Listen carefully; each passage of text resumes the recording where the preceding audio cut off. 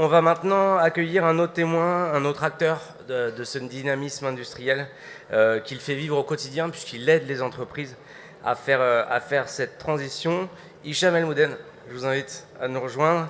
Vous êtes un spécialiste de l'industrie du futur dans la région, en charge notamment de l'animation de la filière aéronautique.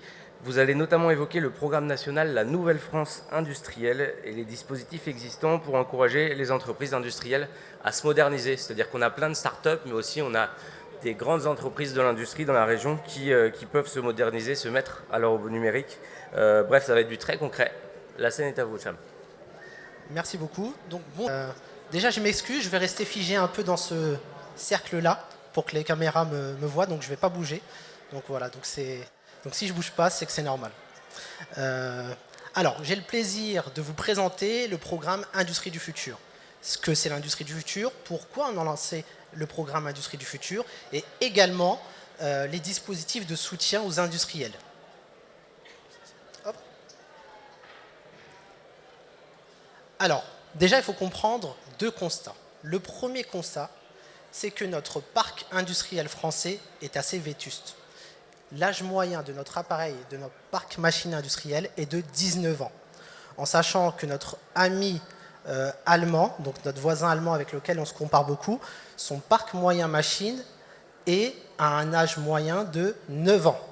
Donc on est 2 fois plus ancien que notre voisin allemand. Second constat également, c'est qu'il faut savoir que le nombre de robots en France est de 40 000. En sachant que notre ami allemand, lui, a 164 000 robots dans ses industries. Donc c'est 4 fois plus de robots en Allemagne qu'en France dans l'industrie.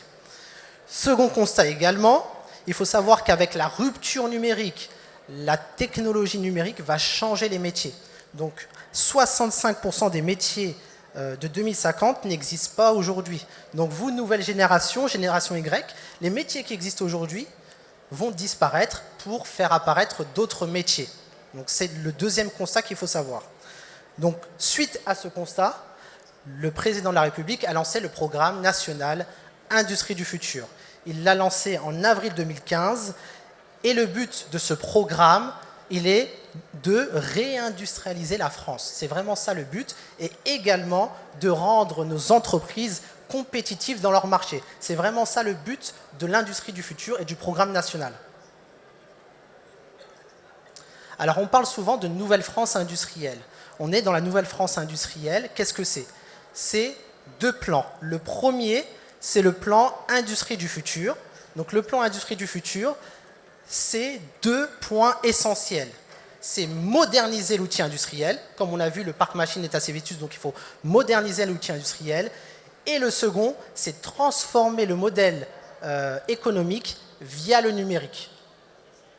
Le deuxième point essentiel de la Nouvelle France industrielle, c'est qu'il y a 9 solutions industrielles qui vont être prioritaires pour la France. La France a jugé ces 9 solutions industrielles comme stratégiques au niveau économique. Donc la France va justement s'investir dans ces solutions industrielles. Donc on va parler par exemple du transport de demain, on va parler des nouvelles ressources, on va parler également de tout ce qui va concerner la confiance numérique. On va également parler des objets intelligents, donc on parle de l'Internet des objets. Il y a également tout ce qui va concerner la mobilité écologique. Donc voilà, tous ces domaines sont vraiment des domaines stratégiques pour la France. Et c'est ça la Nouvelle France industrielle. C'est l'industrie du futur et c'est également les 9 solutions thématiques. Alors une petite définition assez simple, que je trouve assez simple et qui résume un peu ce que je vous ai dit. Donc l'industrie du futur, c'est quoi? Je vais vous la lire. L'industrie du futur sera plus agile et flexible, moins coûteuse et plus respectueuse de ses travailleurs et de l'environnement. Grâce à quoi? Grâce à un fort niveau d'automatisation et une intégration numérique de l'ensemble de la chaîne de production. Donc vous avez vu l'industrie du futur, il faut qu'elle soit flexible, il faut qu'elle soit agile, moins coûteuse également pour être compétitive dans ses marchés, mais également respectueuse de ses salariés, de son environnement. Grâce à quoi? Grâce aux 2 points que je vous ai cités, la modernisation de l'outil industriel et bien évidemment l'intégration du numérique dans l'industrie. Donc l'intégration du numérique, c'est à la fois de la conception à la fabrication, également dans la maintenance, également dans l'expédition, dans la distribution, mais également dans la relation fournisseur-client. Donc le numérique va toucher tous les pans de l'industrie. Bien évidemment, il y a des bonnes raisons d'y aller, vous industriels, qui êtes présents. Le premier, pour ceux qui font du B2B, donc business to business, le but, ça va être d'être compétitif et donc d'être productif. Ça va permettre de baisser le coût du travail. Il faut savoir qu'aujourd'hui, la France a un coût du travail inférieur à celui de l'Allemagne. Il est inférieur à celui de l'Allemagne grâce au dispositif, notamment le CICE qui a été lancé par l'État, mais également grâce aux efforts de productivité qu'ont fait nos industries. Il y a également un autre point qui est important, c'est que le fait d'aller dans l'industrie du futur, nos industries vont être flexibles. Donc elles vont gagner également en position dans la chaîne de valeur. Autre point important pour celles qui font directement du business aux consommateurs, donc là, il y a un intérêt stratégique, c'est-à-dire qu'il va falloir améliorer notre relation avec le client, comprendre les besoins du client justement pour s'adapter à sa clientèle. C'est ce que fait un peu aujourd'hui Adidas. Lorsque vous allez sur son site, vous pouvez créer votre paire de chaussures Adidas au besoin. Donc on va passer vraiment d'une logique de production de masse à ce qu'on appelle une logique de personnalisation de masse. C'est-à-dire que l'industriel va s'adapter à chaque besoin de son client. Il va produire une pièce, mais il va la produire au même coût que s'il produisait 10 pièces. Donc voilà, c'est ça le challenge de l'industrie du futur. Et bien évidemment, le fait qu'un industriel s'adapte aux besoins de son client va permettre d'améliorer sa notoriété et attirer des talents dans son entreprise. Alors il faut savoir que le programme Industrie du futur, ce n'est pas nouveau en France. Il y a d'autres pays qui sont industrialisés, entre parenthèses, qui vont lancer ce programme de réindustrialisation pour permettre que ces industriels puissent être compétitifs. Donc il y a à la fois, bien évidemment, notre ami allemand avec l'Industrie 4, il y a la Belgique avec Made in Different, il y a également la Chine, Made in China, il y a également les États-Unis qui ont lancé ce programme. Donc voilà, vous avez la plupart des pays industrialisés qui ont lancé un programme de ce type, Industrie du futur, pour relancer l'industrialisation et pour que les entreprises soient compétitives sur leur marché. C'est vraiment ça l'intérêt du programme Industrie du futur. Alors, en France, on a décidé de bâtir notre programme Industrie du futur autour de 5 piliers. Le premier, ça va être développer l'offre technologique. On verra ce que c'est. Le second, ça va être bien évidemment accompagner, sensibiliser nos industriels à ce programme, à cette dimension Industrie du futur. Le troisième, ça va être bien évidemment de former les salariés parce qu'il y aura de nouveaux métiers et il faudra s'adapter aux évolutions. Le quatrième, ça va être de faire une coopération internationale autour des normes, car il y aura des nouvelles technologies. Et le dernier, ça va être bien évidemment de promouvoir notre industrie du futur à la française. Alors, pour réaliser ces actions-là, il y a une association qui a été créée de loi 1901 qui s'appelle l'Alliance Industrie du futur. Cette association regroupe l'ensemble des organisations professionnelles ainsi que des partenaires académiques, des universités, des écoles d'ingénieurs, mais également des CTI, donc des centres techniques industriels comme le CETIM. Donc, toutes ces organisations ont travaillé ensemble justement sur chacun des piliers pour améliorer justement et pour accompagner les entreprises au programme Industrie du futur. Alors, de manière concrète, bien évidemment, vous avez des interlocuteurs au niveau régional, la directe, donc avec un référent Industrie du futur, moi-même. Vous avez également des interlocuteurs au sein de l'Alliance Industrie du futur. Donc il y a l'Alliance Industrie du futur au niveau national et vous avez des correspondants régionaux. Vous avez 3 correspondants régionaux au niveau de la région Hauts-de-France. Et vous avez même également un ambassadeur, donc un ambassadeur qui est un industriel qui s'appelle Laurent Bataille, de la société Poquelin Hydraulics, qui est présent auprès des industriels pour justement promouvoir, pour sensibiliser les industriels à cette thématique Industrie du futur. Rien de tel qu'un industriel pour parler à un industriel. C'est ça le but de l'ambassadeur Industrie du futur. Vous avez également d'autres interlocuteurs et bien évidemment pour vous aider. Vous avez la BPI France pour tout ce qui est soutien financier. Vous avez également les CCI, vous avez également les pôles de compétitivité pour vous soutenir dans cette démarche Industrie du futur. Alors, on va repartir sur les 5 piliers. Donc je vous ai dit qu'il y avait 5 piliers. Le premier, ça va être développer l'offre technologique. Alors vous avez plusieurs briques technologiques qui sont importantes, où la France va s'investir justement pour être finalement les meilleurs. Le premier, on va parler des composites, des matériaux, donc tout ce qui va concerner les matériaux au sens général, qui est un enjeu majeur, par exemple, pour le domaine de l'aéronautique, où là, on veut à chaque fois des avions beaucoup plus légers, donc on utilise des composants comme les composites. Donc ça, c'est assez essentiel, ou également des produits qui sont biosourcés, donc avec des produits qui peuvent être également recyclés. Donc ça, c'est la thématique vraiment matériaux.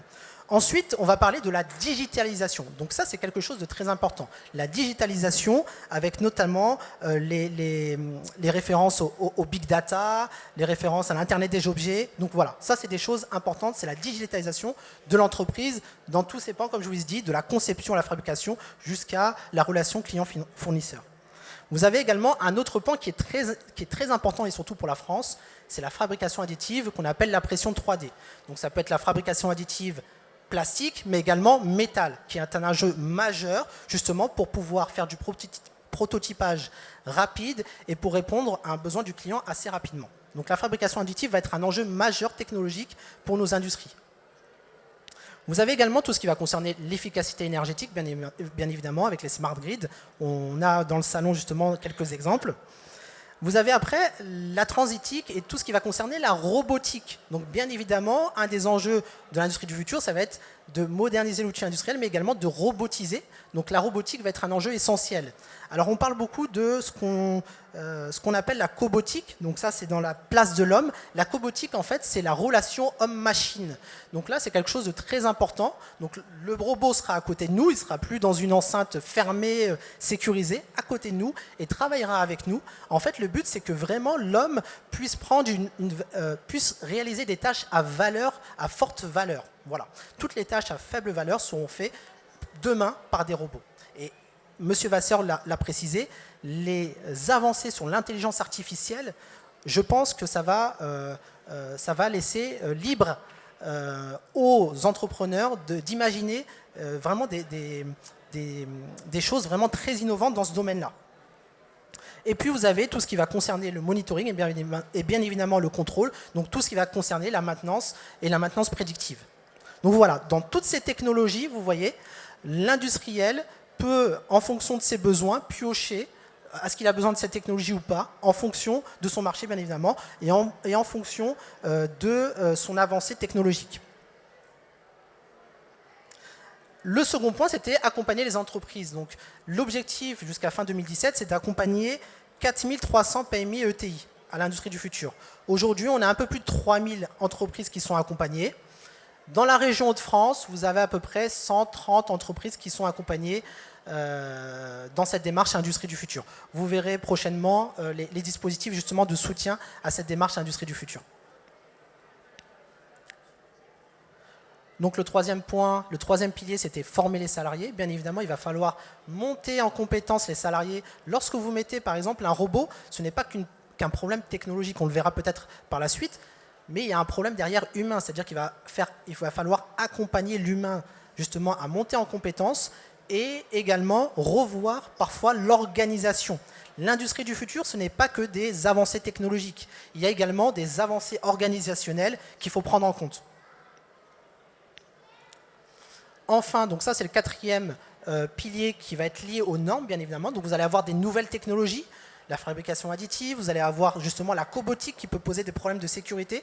Donc là, il va falloir créer justement un lien, donc là c'est ce que fait la France, créer un lien avec l'Allemagne pour justement être force de proposition aux instances internationales sur tout ce qui va concerner les normes. Et enfin, donc ça c'est vraiment l'objectif final, c'est d'avoir des vitrines labellisées Industrie du futur. Le but, c'est que fin 2017, qu'on ait 15 projets vitrines. Aujourd'hui, on en a 12 qui sont essentiellement des grands groupes. Vous avez Bosch, vous avez Air Liquide, vous avez Daher, vous avez Dassault. Voilà, vous avez un certain nombre d'entreprises qui sont labellisées Industrie du futur, qui ont mis des solutions innovantes dans leur industrie. Et le but, c'est d'en avoir vraiment 15 fin 2017. Il faut savoir également que prochainement, dans 2 semaines à peu près, vous aurez un grand salon dédié à l'industrie du futur à Villepinte. du 6 au 9 décembre 2016, et là, qui va présenter justement les nouvelles technologies, mais également qui va présenter les différentes vitrines labellisées Industrie du futur. Alors, je vais résumer un peu ce que j'ai dit rapidement. Vraiment rapidement, l'industrie du futur, il faut qu'elle soit connectée. Généralement, on parle de 3 piliers. Il faut qu'elle soit connectée. Il faut que les machines soient connectées entre elles. Il faut que les entreprises également soient connectées avec leurs fournisseurs. Il faut que l'entreprise également soit connectée avec son client. Parce qu'une entreprise ne peut pas vivre si elle ne répond pas à une problématique de son client. C'est ça une entreprise. Une entreprise qui survit, qui vit, c'est une entreprise qui répond à une problématique du client. Donc il faut qu'elle soit proche de ses besoins. Une entreprise du futur, une industrie du futur, c'est une entreprise qui va être également optimisée. C'est-à-dire qu'on va passer, comme je vous l'ai dit, de la production de masse à la personnalisation de masse. C'est-à-dire qu'on va faire peut-être un produit, mais il faut le faire au même coût que si on en produisait 10. Il faut également qu'une industrie du futur, il faut qu'elle soit innovante dans ses produits, innovante dans son organisation, innovante également dans sa relation avec ses fournisseurs, innovante également dans sa relation avec son client, également innovante dans ses produits qu'elle va le proposer. Donc voilà, c'est ça un peu l'industrie du futur. Donc là, on va parler bien évidemment des soutiens financiers qui peuvent intéresser les industriels pour accompagner justement les entreprises à cette démarche industrie du futur. Le premier, c'est bien évidemment la BPI, donc la BPI qui propose des prêts, donc des prêts qui sont bonifiés, des prêts sur 5 ans avec possibilité de différer de 2 ans, qui sont des prêts industrie du futur. Vous avez également un autre dispositif. L'autre dispositif, c'est un dispositif plutôt fiscal qui s'appelle le suramortissement de 140%, qui permet aux industriels justement de bénéficier à peu près en résumé, de 12% sur l'investissement. C'est-à-dire que si vous faites un investissement de 100 000 euros, vous avez un équivalent de 12 000 euros en déduction fiscale. Donc ça, c'est le deuxième dispositif. Il faut savoir que ce dispositif d'incitation à l'investissement matériel se termine en avril 2017. Le troisième dispositif est un dispositif régional qui s'appelle dispositif Industrie du futur, qui va vous accompagner dans votre démarche de sensibilisation et surtout qui va vous accompagner pour faire un diagnostic de 10 jours, un diagnostic stratégique 360 degrés pour définir les points stratégiques de votre entreprise et pour bien évidemment définir un plan d'action d'évolution. Alors ça, c'est un dispositif qui est financé par la région à 80%, avec finalement l'industriel n'a plus qu'à payer 20%. Donc ce qui correspond sur 10 jours de diagnostic à un financement par l'industriel de 2 000 euros, ce qui n'est pas élevé du tout. Et enfin, vous avez bien évidemment d'autres dispositifs qui existent, mais ça, c'est en fonction de vos projets. Donc si vous avez de l'innovation pour les PME, il y a le C2I, donc Crédit Impôt Innovation, qui est un dispositif fiscal. Vous avez également le CIR pour la partie recherche, mais vous avez également d'autres dispositifs qui existent, qui peuvent vous aider justement dans vos projets. Alors j'ai entendu que apparemment le président de la région Hauts-de-France aurait annoncé hier qu'il y aurait sûrement un dispositif l'année prochaine pour soutenir les entreprises à robotiser. Donc apparemment, ça serait un prêt de robots qui serait destiné aux industriels avec une subvention à peu près de 35% du montant. Donc la région également est engagée dans cette démarche industrie du futur. Voilà, j'en ai terminé. J'espère que mes propos ont été clairs.